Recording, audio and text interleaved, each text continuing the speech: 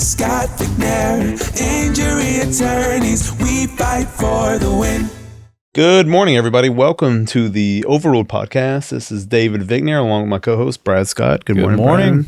It's nice to be with you here again. We have a great discussion topic. Once again, this is the Overruled Podcast brought to you by the Scott Vigner Law Firm. And Brad, as I understand it, we were talking before, had a very interesting and lively discussion. You want to talk about the bane of probably everybody's existence. We're going to hit a bunch of nerves. Whatever you want to talk about, the news. Yes. The news. And we've touched on this topic before in a prior episode about a year ago about how people are turning to social media now for their news as opposed to legacy media. Well, we've kind of seen this blow up in our last political cycle. We don't want to get into the politics of it, but that was the big talk, this death of legacy news media and this rise of what they're calling news influencers. Just so happens Pew Research just released a report in the last couple of days from when we're filming this. It's called America's News Influencers, and they came up with some stats, and they're trying to putting some context and some numbers on what's kind of going on here. And, it begs some questions as far as what's going to happen in the future with this kind of stuff. But just some kind of interesting stats that came out of this as far as these news influencers and legacy media. 1 in 5 Americans say that they get their news primarily from social media influencers, not traditional news outlets like our CNNs and our Foxes and things of that. Among adults, so that's 20%. Among adults under 30, this is our Gen Z generation that we love to talk about. You love my daughters Gen are in Zs, this Brad. generation. You love them. But among adults under 30 years of age, this figure skyrockets to 37% that are not tuning into TV. They're tuning into their phones and the little talking heads there. So younger generations are definitely kind of redefining how information spreads in society. Another couple of takeaways from it. These people that are on these news influencers, they're not your traditional journalists. 77% of them have no formal news media training. Most of them, 59%, are monetizing their content. So, they're getting paid to talk about what they're putting out there. Another thing, 65% of Americans who follow news influencers say that these creators help them understand current events better than traditional outlets. So it kind of begs a few questions that I kind of wrote down here. 3 big issues or key points. We definitely see this shifting. How they shift from established institutions to individual influencers. Is it reflecting a growing distrust for our traditional news medias? And then the other 2 things I kind of touched on is we have a democratization of information. It's being spread out amongst a lot more people. Is this a good or a bad thing? Are we creating these echo chambers online where people are putting their opinions there and all they're hearing back is the same thing, these echo chambers? And the last thing is this kind of the monetization or the ethics of this situation.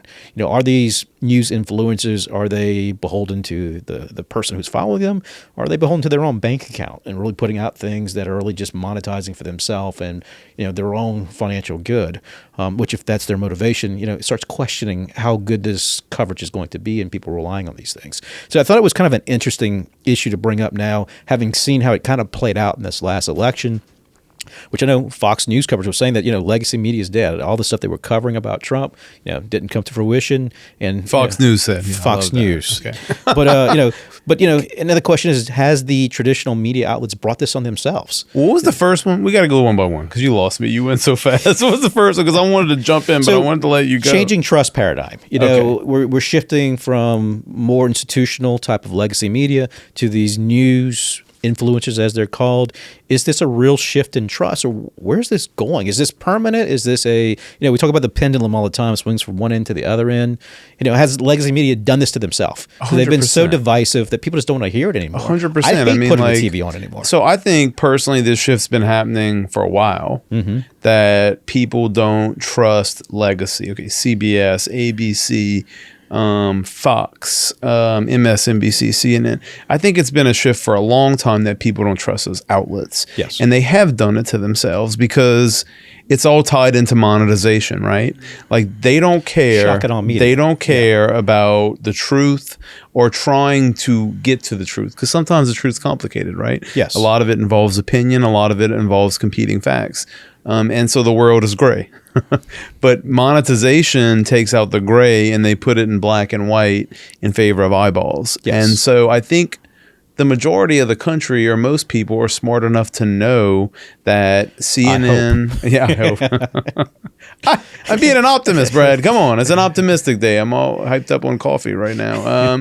So I think a lot of people have, for a long time now, at least in my adult life, the last 15, 20 years, have shifted away from the days of Walter Cronkite or these traditional true news reporters who they trusted. I always thought of it as when Tim Russert died, the famous Meet the Press host who was a true down the middle, hit everybody, newsman. Yes. Like, I almost felt like in some ways as a young adult, that was the death of true down the line news coverage. But I think that's been happening for a while. And I also think, like I said, I think people have common sense. Like, they know, like the same reason I don't watch any of these stations. I know they're just trying to get me riled up about a particular issue, and the issue is not what they present it as. Yes. And it's all about eyeballs and monetization. And so they've done it to themselves, in my humble opinion. And I've talked about this before, and I get on this soapbox all the time, is there's a difference between reporting news and providing commentary. Right. And the problem is today's news outlets, the legacy media, as we're calling it, they don't report news anymore. No. It's all commentary. Yep. I remember when I was a kid, I'm probably dating myself, there was a guy on the local Channel 4, Bill Elder. And when he'd come on the news, it was always at the end of the newscast. There was a huge warning before he came on. The following things are going to be the opinions of Bill Elder. They're not the opinion of the station. And he'd give his opinion, his commentary. Right. And then when he was finished, there was an exiting warning as well, that these views do not necessarily reflect the station. So there was always, when I was growing up, a separation between news, reporting facts, and then commentary, people putting spin on facts. And I don't like to watch the news all that much, but when I do watch it, it seems like everything now is all commentary. And you can see the same news story and watch it on CNN and then flip the station to Fox News, and you'd swear it's completely two different news events that occurred based on just the commentary and the spin they're giving everything. But don't you think, let me ask this, because I should have stopped myself before. Don't you see a distinction between local news, like the local WWL, absolutely, and yes, local Fox 8 or local NBC stations, and national? Don't you? Because I personally, it's a completely different thing. Yeah, I think the same people. I would actually, what I think would be interesting, is if someone did a consumer study and looked at the group of people who don't trust or watch the national news because of these reasons, and compare that subset to whether or not they view and trust the local news stations. And my hypothesis and bet would be that a bunch of that group who doesn't trust or watch the national news does watch local news because they know they're actually getting reporting as opposed to commentary. They're reporting news. And that's a very good distinction you bring up. Yeah. There's completely two different things. The news on a national scale and how it's handled locally, different animals and beasts completely. Yeah. So, but we talk about monetization. Obviously the national news media outlets, they have to sell commercials, and hence the kind of the commentary they put on it. But at the same time, these influencers, these news influencers, they're making money. This is a business for them.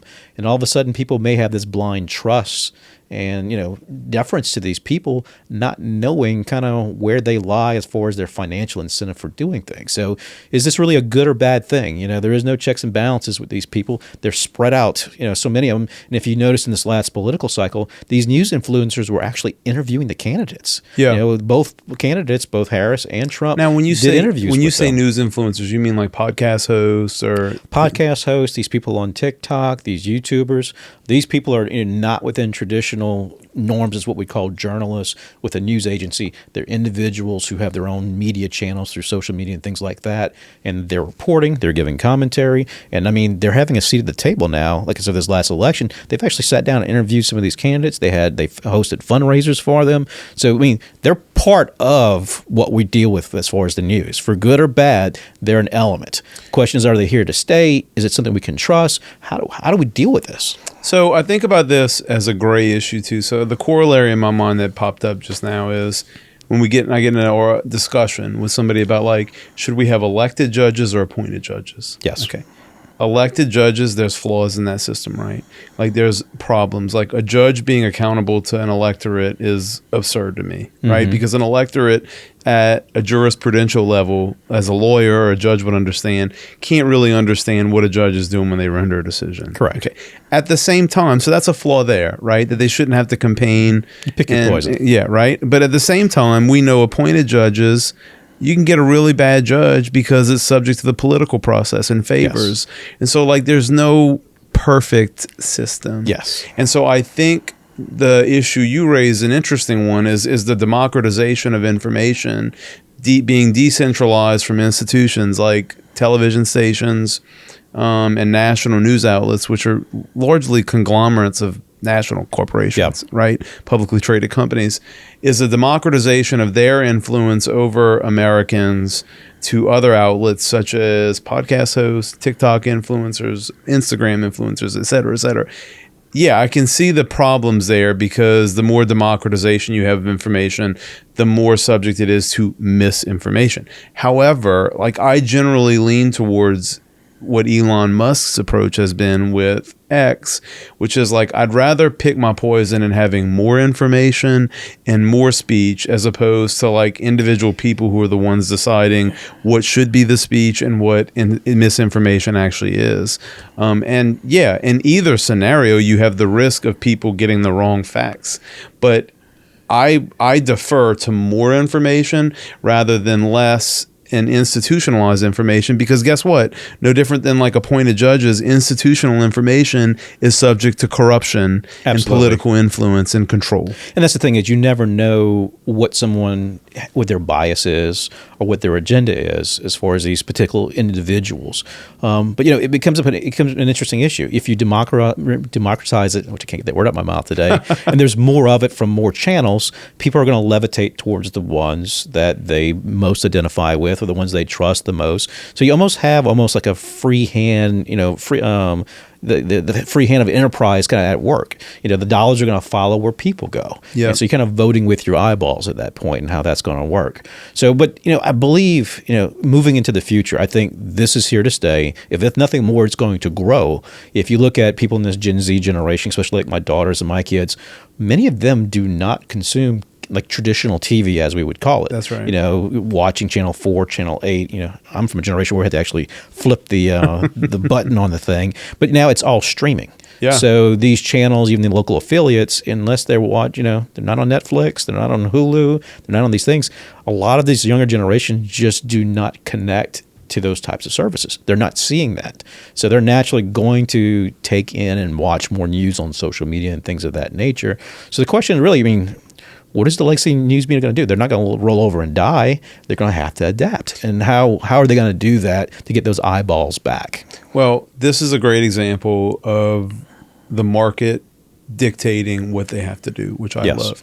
Because if you take streaming, for example, which is a great point you just made, and it was something I forgot to say just now, but I think critical, is like a lot of traditional broadcast is moving to, it's not going to happen overnight, but more and more people are consuming things on streaming. I've looked at the statistics over the last year and a half. Shout out Patrick Bell. You're going to be very excited to hear this. But yes, that is the direction that the way people consume news in a TV format is moving.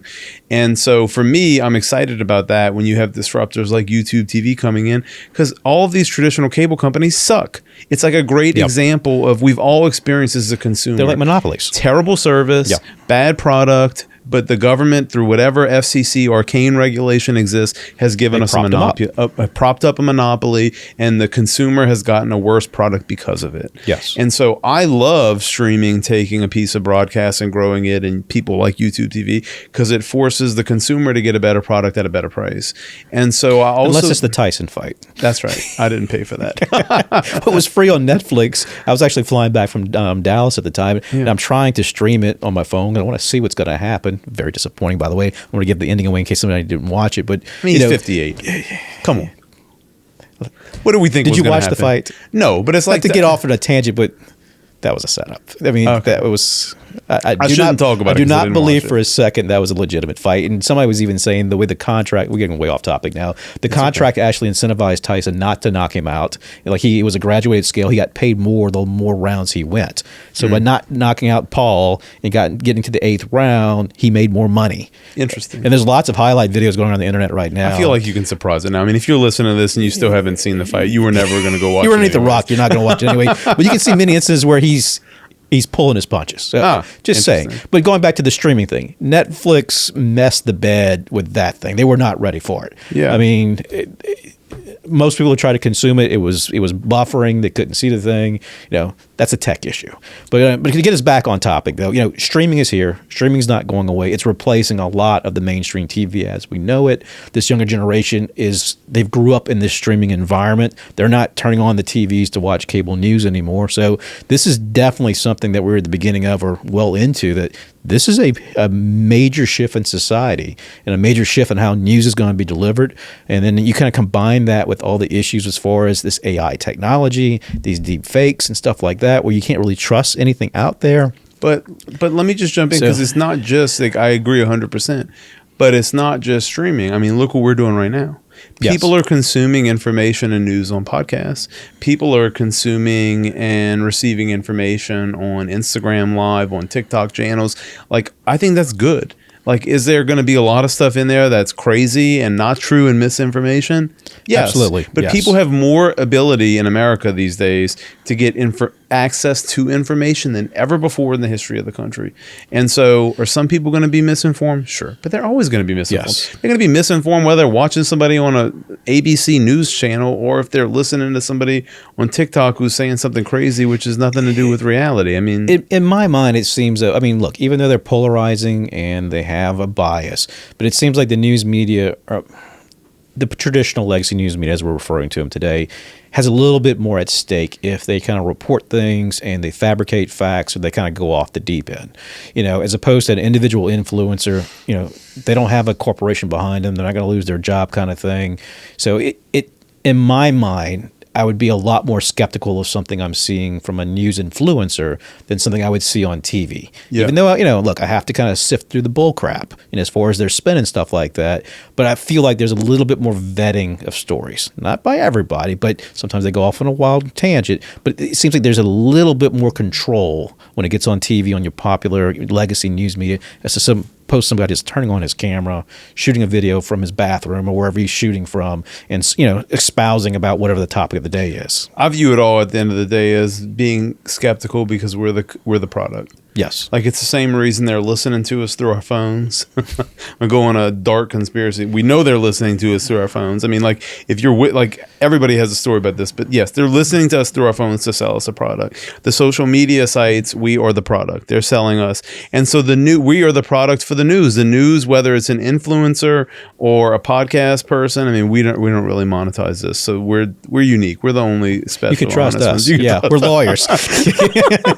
You can trust us. We are trustworthy. But anyways, whatever it is, they're selling commercial spots. We don't sell commercial spots in this podcast. We're not getting paid by anybody to do this. This is to promote the firm. It's different for a lot of people who are monetizing those platforms. And so, yes, you are the product. It's a very simple rule. If you're not paying for the content, you are the content. Yes. You are the product. So be skeptical of the information you get. Learn, read as much from as many different places as you can, and think critically about it. Is just my 2 cents on it. I think I'm there with you. It's kind of a good summary. You got to be skeptical. You got to have a little bit a healthy disbelief for anything anybody tells you. My generation is all about not believing anybody. So I hope that carries on and people don't just blindly listen to this stuff. Because, one of the things I see all the time, I'll get people that will forward videos to me and things like that. And it's like, this thing went viral. Millions of people have seen it, and it's bull crap. It's not factually based on anything. So that ability for people to redistribute things that are misinformation, and that's a whole nother debate whether you can kind of police misinformation or not, because then who's the person who's going to police it? So it creates a huge problem for us. Let me give you a great example of why I'm a huge believer in the democratization of information and what we have today with technology.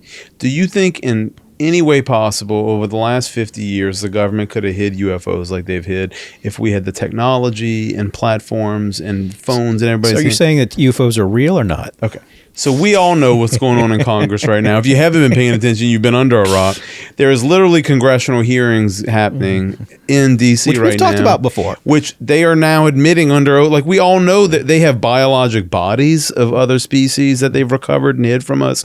They have the video I was watching the other day that they had in these committee hearings.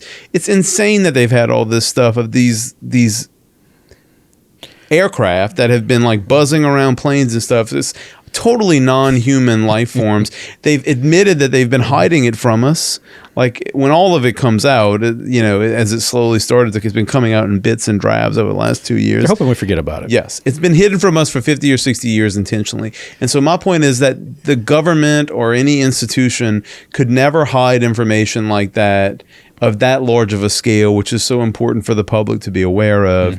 If they had all these different apps and these phones and these photo cameras everywhere, in these types of nowadays. Yes. It's much easier for information to be disseminated. It's much easier for people to collect information. I mean, everybody walks around with basically a video studio in their pocket now with their iPhone. Correct. So, like I've said before, I couldn't imagine that technology when I was a teenager.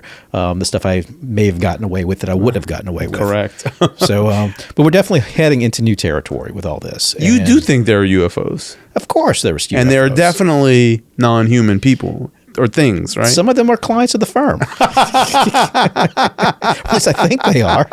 If you think it's you, it might be you. Yes. Because I've had some very strange conversations on the phone. So that could take us down a whole. They're among us. I'm going to see how much time we got left here. So let's wrap this up. Good or bad? What's your final vote on this push into news influencers and away from legacy media? Good. I think I'm with you. I'm resistant to change. I'm getting older in my days. It's just I hope it's done responsibly. Well, I don't think there's any way to ensure that it will be. Yeah. And there will always be crazy people on whatever platform it is saying things which are not any part of a fabric of truth. But I think nobody has a monopoly on the truth. Correct. And a lot of issues, we don't talk about political issues here, whether it's a public issue, whether it's a public health issue, a safety issue, whatever it is, political, like they're not always simple. And so like, I just get frustrated when it's like this or that. It's never this or this. There's always more complicating facts and issues which delve into solutions and issues going on. My parting thoughts are to encourage people, and as lawyers we do this all day, we have to separate facts from opinions and what we know, what we think we know, and what we can prove kind of things. In court, facts are what matter. Absolutely. And I would just urge people when you're consuming this type of media, kind of sift through what's the facts they're telling me, what's the actual things that are provable, as opposed to what are they telling me to believe, and what's their opinion. There's a big difference in those two things. Listen, be a skeptic. Couldn't agree more.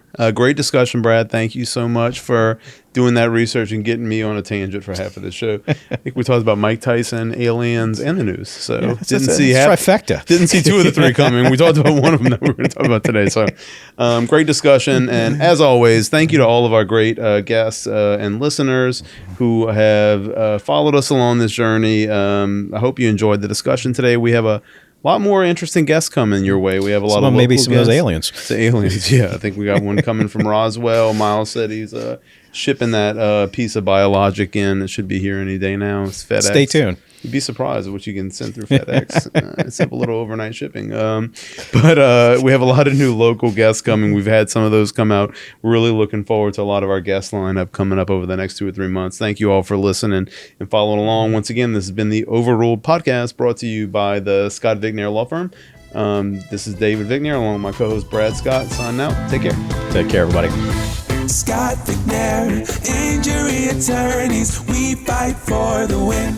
Information is for illustrative purposes only and does not constitute tax, investment, or legal advice. Always consult with a qualified investment, legal, or tax professional before taking any action.